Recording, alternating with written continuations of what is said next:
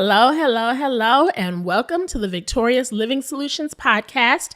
I'm your host, Dr. Nikeya Young, and today's episode is a good one. They're all good, but we're going to talk about 3 limiting beliefs that hold women back. Now, there are way more than 3, but these are some of the biggest ones that I see. So let's get right on into it. And what is a limiting belief? So a limiting belief is something that has become, I want to say, a core belief.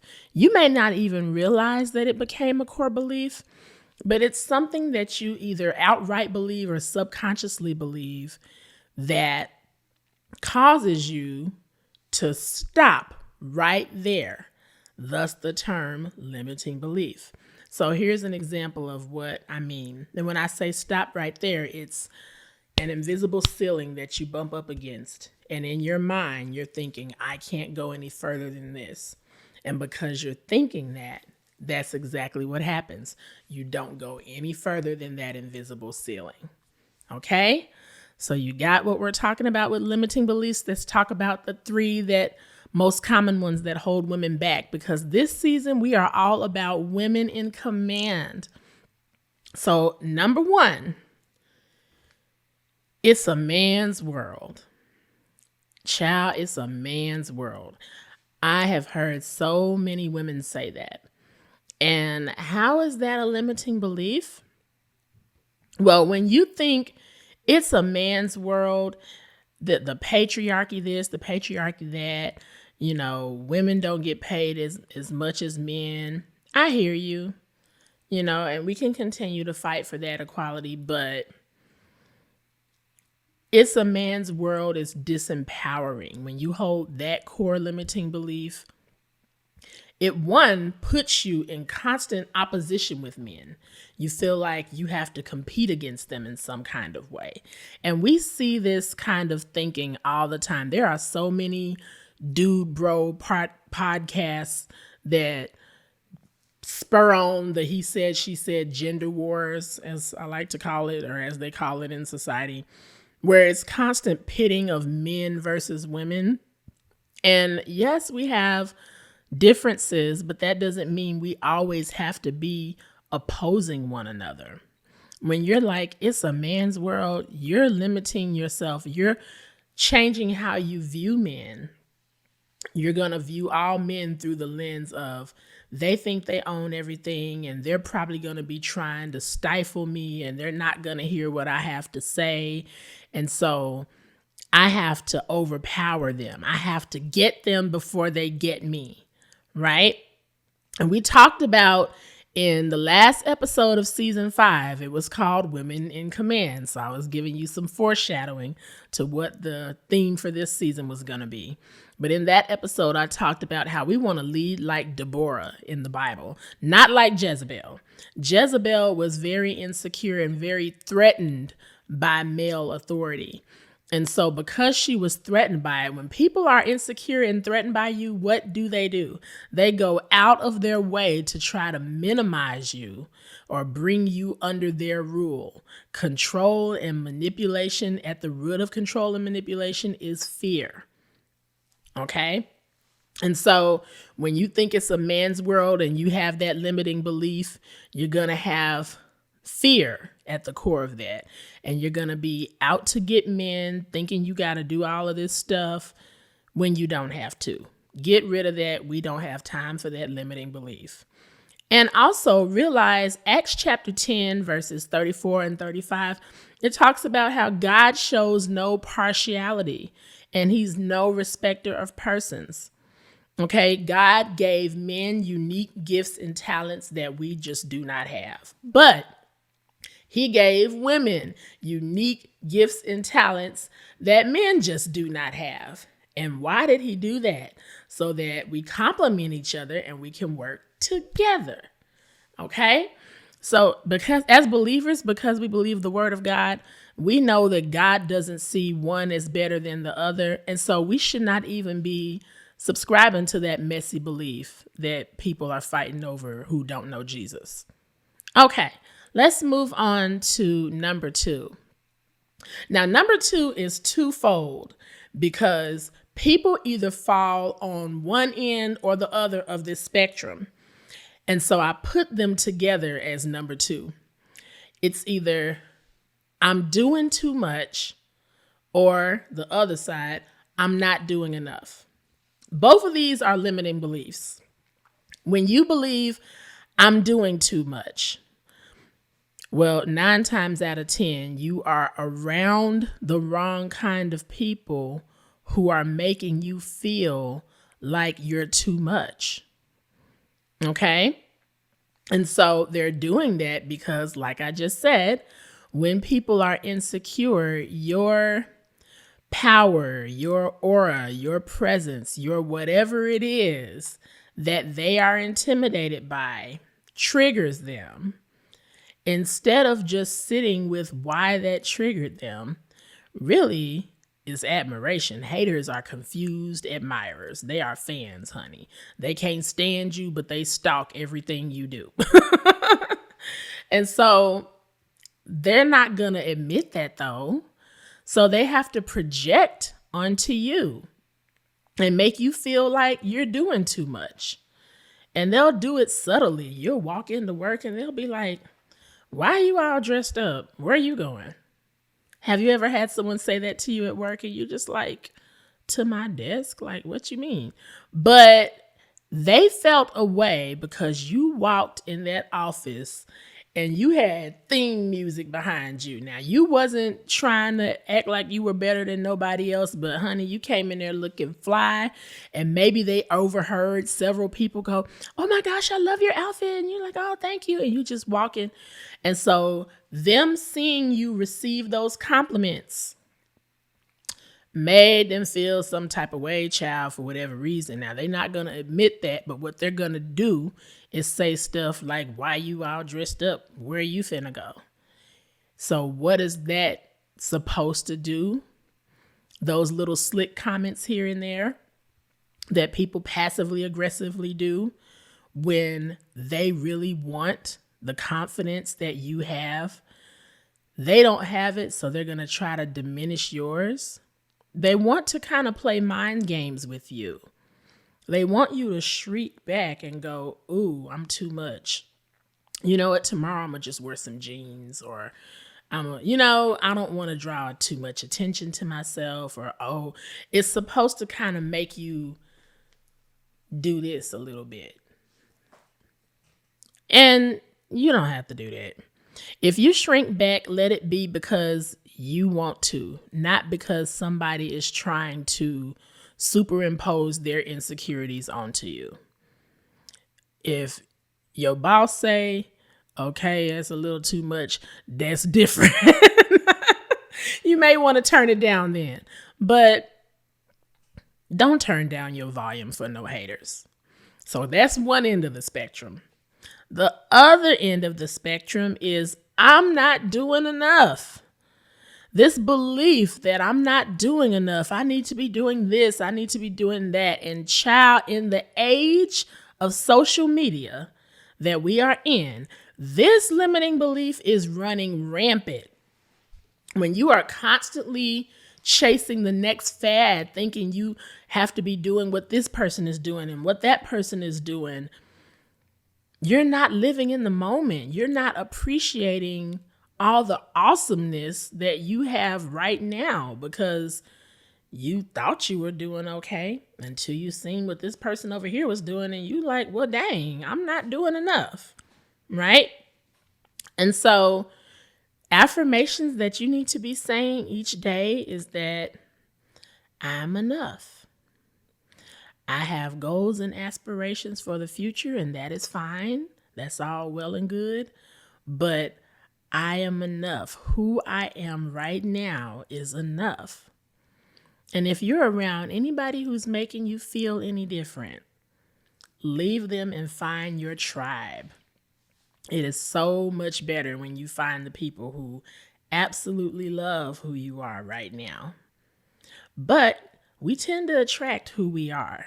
So it's very beneficial for you to ditch this limiting belief before you subconsciously draw other people to you that share that same belief. Abusive people can smell desperation, lack of confidence from a mile away. Okay? And they usually find those people that don't have the confidence and don't think they are enough. And you know what they do? They come and shower you with so much flattery. Oh my gosh, you're so pretty. You're so this, you're so that. Because they know, they can sense that you don't believe those things about yourself. So they're going to give you all of that to draw you in. And then once they've got you hooked, they're going to little by little start taking it away, taking it away, and taking it away. And so now you're in people pleaser mode because you're like, they treated me so well in the beginning. And now I'm clamoring, trying to get back to who they were when I first met them.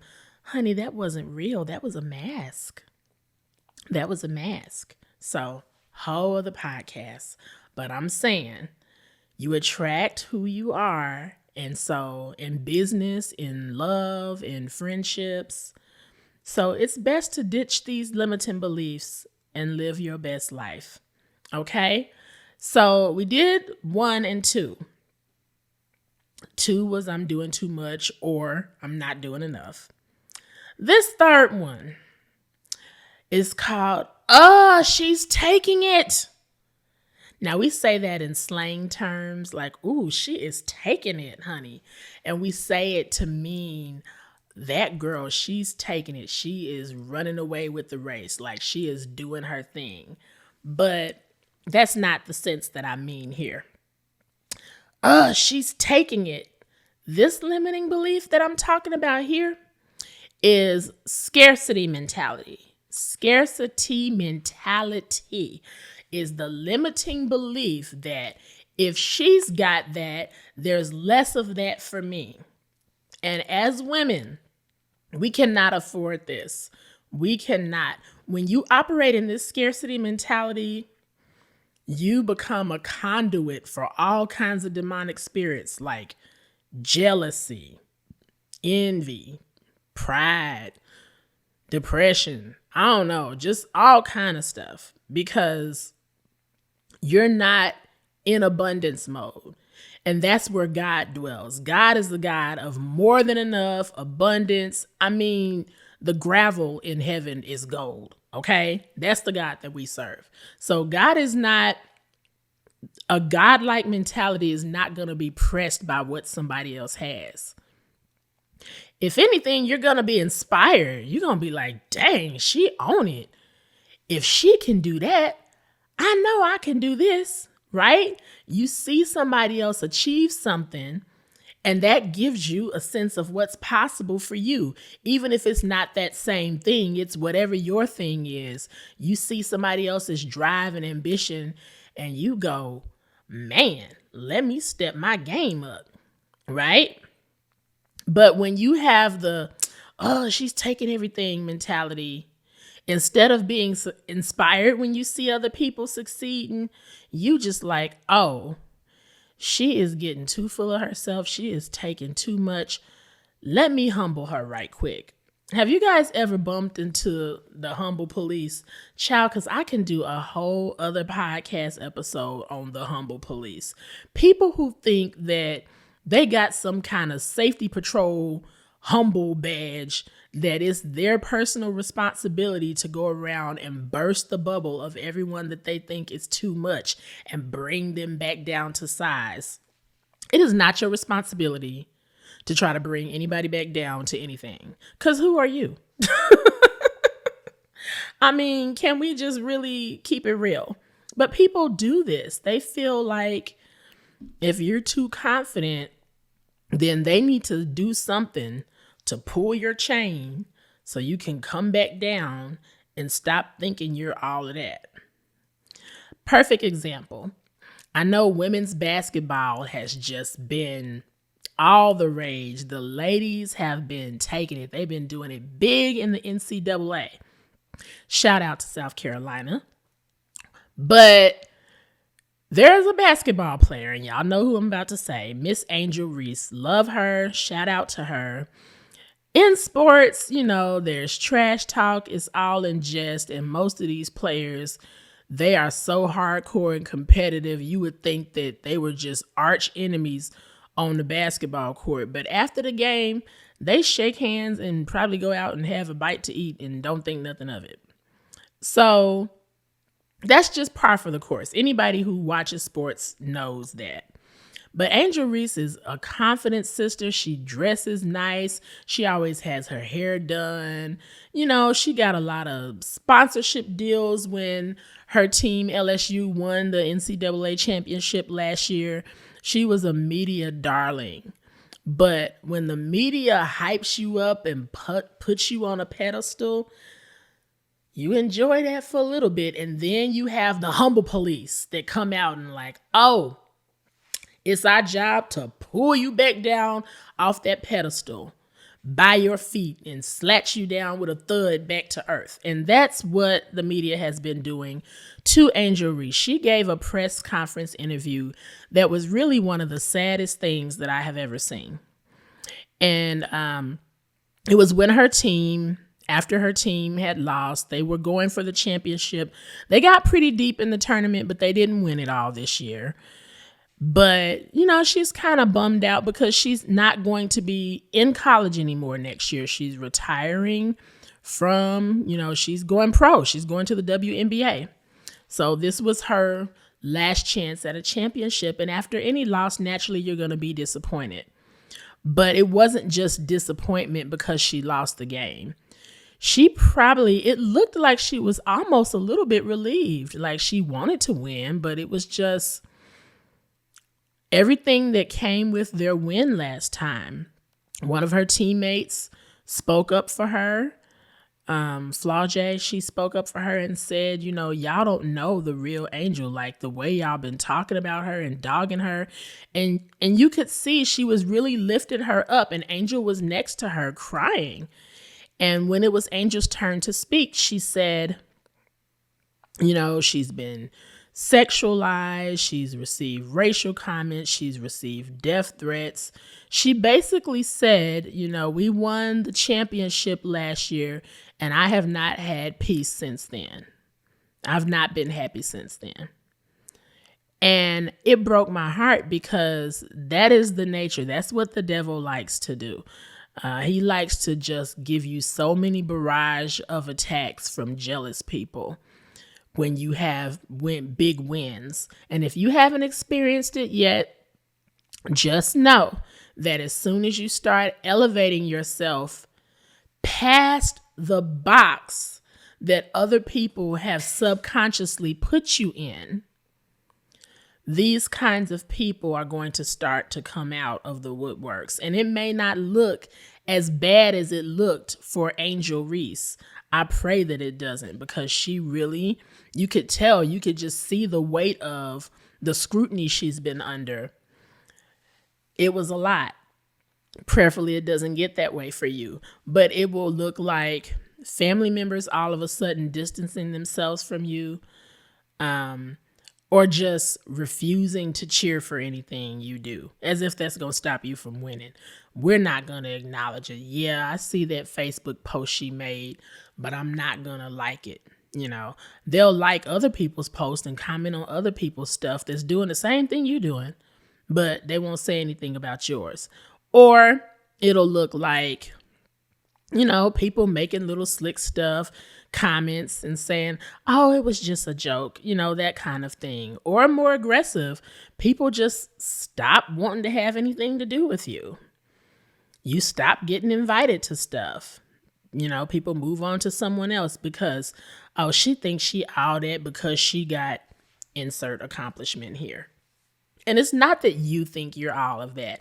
They think you're all of that. And they don't know what to do with that. And so they're, again, projecting their insecurities onto you.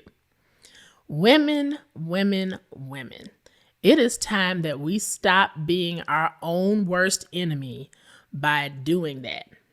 Your sister is not your competition. If you want to know who your competition is, walk up to a mirror and look in the mirror. Your biggest competition should be you. You should be trying to be your best self, better than the you were yesterday. Okay, this is what I did last year. How can I top that this year? That's what you should be competing against, not your fellow sister. Okay, so that's one of the biggest things that holds us back. And I'll go back through all three of them again. So that first one, because we're talking about three of the most common limiting beliefs that hold women back. The first one is it's a man's world.